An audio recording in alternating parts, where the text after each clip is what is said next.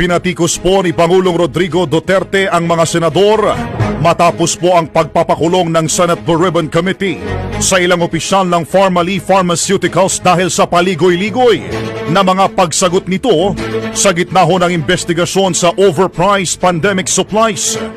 Sa Talk to the People ng Pangulo ay sinabi po nito na nais niyang malaman ang pananaw ng human rights advocates kaugnay sa ginawang pag-detain ng Senado kay Pharmaly Director Lincoln Ong. Binigyan din po ng Pangulo na hindi dapat mag-assume ang Senado na nagsisinungaling ang mga resource persons ito kapag hindi nila nakukuha ang mga gusto nilang kasagutan.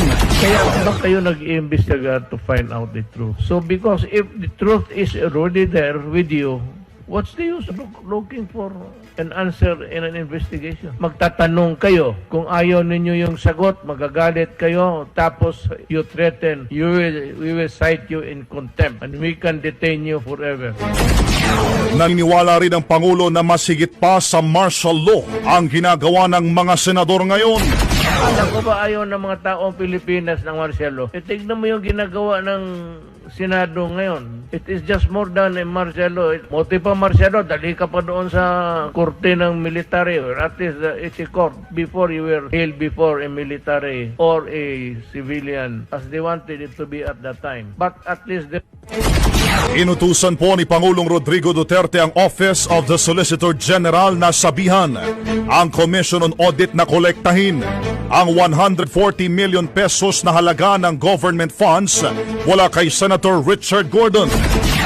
Nag-ugat ito mula sa Notice of Disallowance na inisyuhon ng COA sa Subic Bay Metropolitan Authority o SBMA kung saan ay nagsilbi si Gordon bilang chairman mula 1992 to 1998. Una nang sinabi ng Pangulo na nasa 86 million pesos mga kabrigada ng nasabing halaga ang napunta umano kay Gordon. Kailangan anya ng SOLGEN na ipaalala sa COA ang constitutional duty nito na kolektahin ang naturang halaga. Kumbinsido ang mga senador na hindi didiskarte ng mag-isa si dating Budget Undersecretary Lloyd Christopher Lau para ma-corner ng Pharmaly Pharmaceutical Corporation ang bilyones na kontrata. Ayon kay Senator Rizon Tiveros, sisikapin ng Senate Blue Ribbon Committee na matumbok kung may mas mataas pang opisyal na nasa likod ni Lau.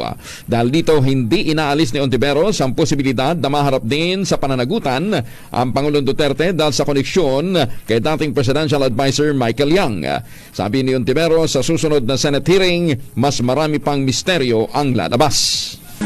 Tumutulong na ang National Bureau of Investigation NBI sa pagganap ng isa pa opisyal ng Pharmaly Pharmaceutical na si Crisel Grace Go. Ito ang sinabi ni Senator Richard Gordon matapos na din makontak si Mago mula ng o si Crisel Mago mula ng huling humarap sa pagdinig ng Senate Blue Ribbon Committee. Ay sa chairman ng panel, maaring nasa peligro ang kaligtasan ng naturang resource person dahil sa pagbubulgar na nag-deliver ng expired na face shield ang kanilang kumpanya sa gobyerno. Matay sa report na nakalap ni Gordon, wala na sa kanyang condo unit si Mago at maaari tinatago ng armadong grupo sa isang safe house. Bukod sa NBI ay tumutulong din ang sa pagganap ang isang grupo ng mga madre. Matapos ang ekspose noong Biyernes, si Mago ay inalok ng Senado ng proteksyon. Subalit siya nakiusap na pag-isipan ang nasabing offer. Sandali. Hindi ako abogado ha, pero parang medyo naguluhan ako dun eh. So sinasabi niya, okay, sabihin na natin hindi daw 36 million daw yung subscriber ng ABS-CBN. Tapos maglalaban daw yung 16 million at saka 36 million ng ABS-CBN para sa pagbukas ng ABS-CBN. Sandali naman, Sir Rapi. Hindi sandali. Sir Rapi, sa pagkakaalam ko matalino kayo. 'Di ba? Sa tingin ko lang matalino kayo, 'di ba? Oh. Pero Paano maglalaban yung 16 million against 36 million to open ABS-CBN? Parang malabo yun, Parang hindi naman ho ata yung subscriber ang maglalaban para i-open ang ABS-CBN. Ang alam kong maglalaban dyan ay yung mga politiko, kasama na dyan ng presidente, yung subscriber ng kung sino man yung mananalo, nalalaban against the president, di ba? At saka, kasi ganun yun eh. Hindi naman nun natin sinasabi dito, parang anong biglang lumusot bigla eh. Ako, nagtataka lang ako bigla. Biglang napunta doon sa subscriber yung labanan. Huwag niyong kakalimutan, before the statement of 16 versus 42 million, anong una niyang sinabi? Kung natatandaan ninyo, bumilang muna siya, nagbilang siya. 1, 2, 3, gumaganong-ganon pa sila. 4, 5, 6, 7, 8, 9, 10. Tapos palakpak pa yung amuyong niya. Ganun-ganon pa. Sabi, 10 months. 10 months na lang. Tapos 10,000 na nawala ng trabaho sa ABS-CBN. 10 months. Yun ang pinanggalingan nun. Ibig sabihin, he was referring to the 10 months na mawawala na yung nakaupo. Sino yun? Ako ho ba yun? Hindi. Si Mr. President Rodrigo Duterte po yun. So binilangan niya eh. Sabi niya, 1, 2, 3. Tapos sabay hirit nung 16 million versus 42. So ibig sabihin, he was referring to the votes of the president na 16 million and for the 42 subscriber na yun. Sino yun? ABS-CBN ba yun? Hindi naman uboboto ABS-CBN for favor para sa kanila. Di ba politiko? Government official yung boboto. So, sabihin, it's the will of the, kung sino man yung government official. So, sino pa ba pwedeng sabihin na natin makaka-influence sa mga congressman? Di ba the president? And he was talking about the 10 months of the president. Hindi. Para naman ako ginagago naman ako eh. Bobo ko pero may logic naman ako kahit papaano. Sir Rapi, meron na akong tanong. Ito, matinding tanong. Handa po ba kayo magpa-lie detector test? On cam.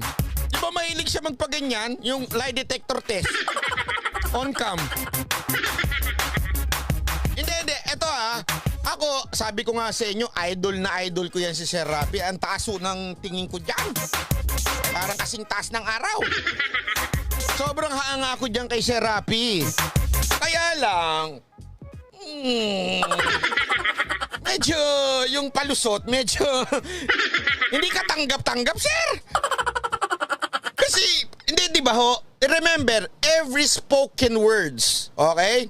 Even in any text, including the Bible, okay? Including every book that we have, kaya every speech, you have to look doon sa context. Ano ibig sabihin ng context? Ano yung pinag-uusapan? Sino yung pinag-uusapan? At ano yung topic? Remember, the topic is si President Rodrigo Duterte, 10 months na lang. 10 months ang nawalan ng trabaho. 10 months. 10,000 kuno ang nawalan ng trabaho. Yun yung sinasabi ni Sir Rapi. At the same time, kailangan ng franchise. So ang tanong dito, mawawala na si Pangulong Duterte, may papalit, magkakaroon ng anong meron?